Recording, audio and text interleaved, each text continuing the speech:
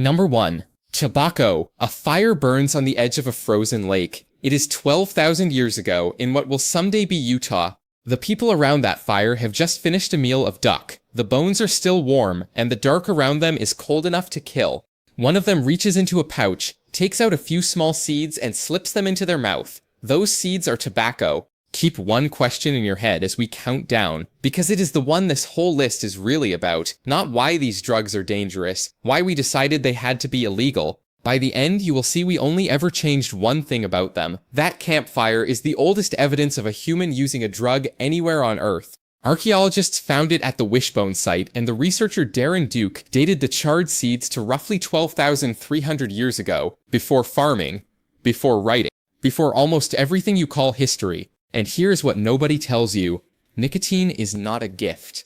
The plant evolved it as a weapon, a nerve poison built to paralyze and kill the insects that ate its leaves. Every cigarette in history is a person inhaling an insecticide on purpose. These Ice Age hunters found that poison and learned exactly what it did to them, and tobacco is the gentlest thing on this list. But tobacco only kills slowly across decades. The next one rots the inside of your mouth while you are still smiling. Number 2. Betel Nut. Look at a street in parts of India, Taiwan, or Papua New Guinea, and you will see it. The pavement splashed with red, as if something violent just happened here. It didn't. That red is spit. Hundreds of millions of people chew betel every day, areca nut, wrapped in a leaf smeared with lime, staining their mouths a deep, startling crimson. It is the 4th most used drug on the planet, after caffeine, alcohol, and nicotine, and most of the Western world has never even heard of it. People have done this for thousands of years. Teeth blackened by betel turn up in ancient burials across Southeast Asia and the Pacific, a habit older than most of the kingdoms that came after it,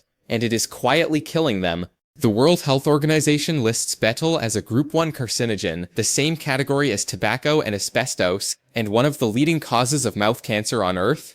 Betel is the drug the world forgot to be afraid of. The next one, it never stopped fearing. Number 3. Coca Leaf. 8,000 years ago, in a valley in northern Peru, a person presses a clump of green coca leaves against a pinch of white powder and waits. The leaves are coca, the powder is lime, and pressing them together is not a coincidence, it is chemistry. The active compound has to be pulled out of the leaf before the body can absorb it, and the alkaline lime is what does that. These people were not fumbling in the dark. They had it right.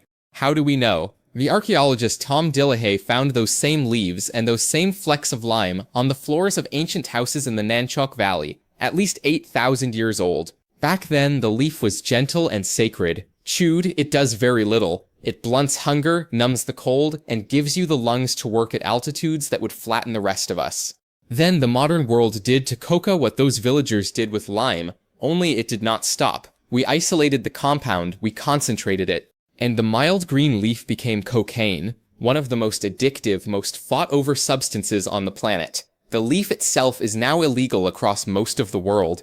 The only difference is concentration, same plant, same chemical, a larger dose. And we are still near the bottom of this list. The next flower did not sharpen people, it swallowed them.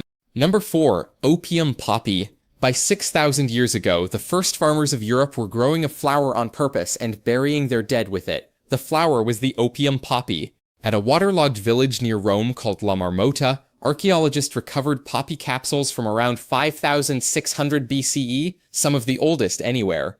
In a Spanish burial cave, capsules were tucked in beside a body, like an offering for the journey out. The researcher Elisa Garrodose has shown solid evidence these people knew exactly what the milky sap could do, that it killed pain, brought sleep, and carried the dying gently across. And here is the pattern under this entire list.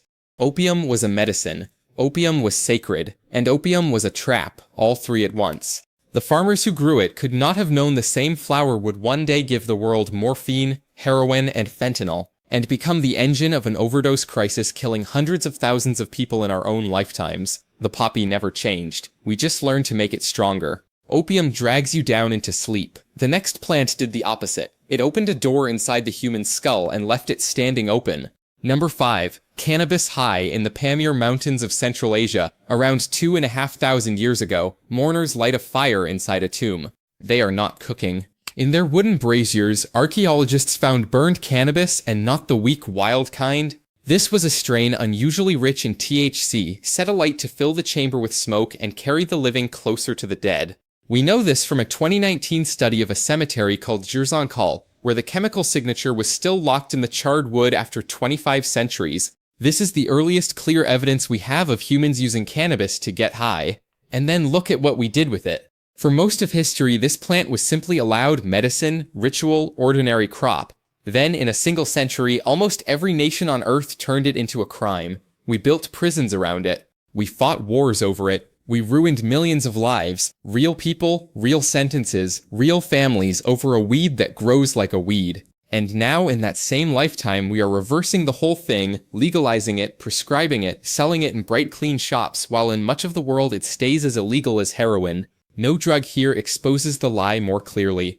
Banned and dangerous were never the same word. Cannabis only bends the world a little. The next two plants did not bend it. They replaced it, and people walked into them looking for God. Number 6. The Mescaline Cacti. In a museum drawer in Texas sits the oldest drug ever recovered with its chemistry still intact. It is a small dried button of peyote cactus pulled from the Shumla caves. Radiocarbon dating put it at roughly 5,700 years old. And when researchers ran it through a mass spectrometer, it was still active. It still tested positive for mescaline.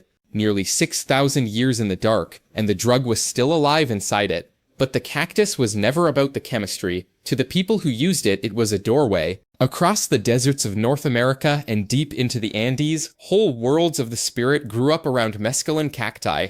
In Peru, the San Pedro cactus is carved into temple stone over 3,000 years old, held in the hand of a god. People took it to speak with the dead, to heal, to see, out in the open, in ceremony, for thousands of years. Today, mescaline is Schedule 1 in the United States, judged to have no medical use and a high potential for abuse, the same legal category as heroin. A few religious exemptions are the only reason any of it is legal at all. Number 7. Ayahuasca and the Snuffs.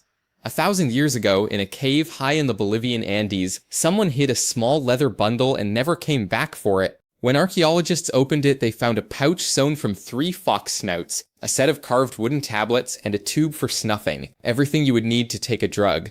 And when the researcher Melanie Miller tested the residue inside, the result was staggering. Traces of at least 5 mind-altering compounds at once, including DMT and harmine, the same 2 ingredients that make ayahuasca work. That pairing is the part that should stop you cold. DMT is one of the most powerful hallucinogens known.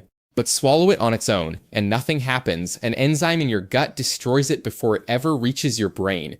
To make it work by mouth, you have to combine it with a second plant that switches that enzyme off. Harmine does exactly that. So 1,000 years ago, no microscopes, no chemistry, no idea an enzyme even existed, someone had already worked out which 2 plants to combine to keep DMT alive inside the body. They solved a pharmacological problem we did not understand until the 20th century. Think about that. Today, DMT is banned outright and ayahuasca sits in a legal gray zone being fought over in courtrooms right now. Number 8. The Fly Agaric. You already know what this one looks like. The bright red cap, the white spots, the toadstool from every fairy tale and video game you have ever seen. It is also a poison that can kill you, and some serious scholars believe it may have been humanity's first god. The Fly Agaric does not so much expand the mind as unhinge it, bending size and distance and reality into something dreamlike and dangerous. And here, the evidence splits 3 ways. The mainstream view is well documented. For centuries, Siberian shamans ate the Fly Agaric to cross into the spirit world so toxic and so precious that they sometimes filtered it through urine to keep the effect and lose some of the poison. The second theory is bigger. The scholar Gordon Wasson argued this mushroom was soma, the mysterious god drink of the ancient sacred texts of India, worshipped as a deity in its own right. And the third is the one you will never forget, that the red and white figure, the flying reindeer, and the gifts dropped down through the smoke hole of a snow-covered home are the distant ancestors of Santa Claus. How much is true? We honestly do not know. The hard prehistoric evidence is thin, and the rest sits between history and myth. But the Fly Agaric, at least, usually lets you wake up. Number 9. Ergot. This is the part most documentaries leave out. There is a fungus that grows on rye, a small black growth that looks like nothing at all. And for centuries, it drove entire towns insane. They called it St. Anthony's Fire. When a wet season let ergot infest the grain, a whole village would eat the poisoned bread without ever knowing, and then the bread would turn on them. People convulsed. They saw things that were not there, and in the worst cases, the blood choked off from their limbs and their fingers and feet blackened, died, and dropped away while they were still alive to watch. Imagine a whole village seized by the same madness in a single week. Imagine the bread on your own table being the thing poisoning your children. Imagine watching your own hand turn black and break apart at the wrist with nothing you can do. What would you have believed was happening to you? In the 20th century, the chemist Albert Hofmann built a new compound out of the chemistry of ergot. He called it LSD, and the world banned it almost as fast as he made it. The same fungus madness on one side, medicine on the other, but ergot came for people by accident, waiting in the wheat. Of the last drugs on this list, people reached for on purpose to walk right up to the edge of death and try to walk back. Number 10. The Deadly Nightshade. 3,000 years ago, on a small island in the Mediterranean, someone cut locks of human hair, sealed them inside wooden tubes, and hid them in a cave. That hair survived, and when researchers analyzed it, they found the chemical fingerprints of some of the most dangerous plants humans have ever touched: scopolamine and atropine, the poisons of henbane, mandrake, and thorn apple. It is the oldest direct evidence of drug use anywhere in Europe, and the team behind it, led by Elisa Gerardose, read it straight off the strands. These are the nightshades.